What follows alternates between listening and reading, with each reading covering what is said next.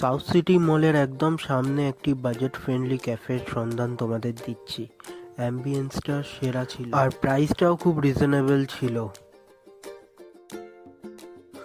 যেখানে ঘরচা শুরু হচ্ছে 16 টাকা থেকে, 20 টাকারও আছে। আর ট্রাই করে নিয়েছিলাম ওদের ফেমাস ফিশ ট্রায়াঙ্গেল, যেটা খুব ক্রাঞ্চি ছিল আর ভিতরে ফিশের স্টাফিংটা পুরো ভর্তি ছিল।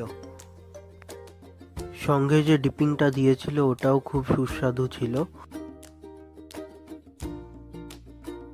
সঙ্গে ট্রাই করে নিয়েছিলাম তাদের চিজি এগ চিকেন স্যান্ডউইচ, যেটা স্টাফিং ছিল পুরো চিকেনের এবং র্যাপ করা ছিল এগ দিয়ে।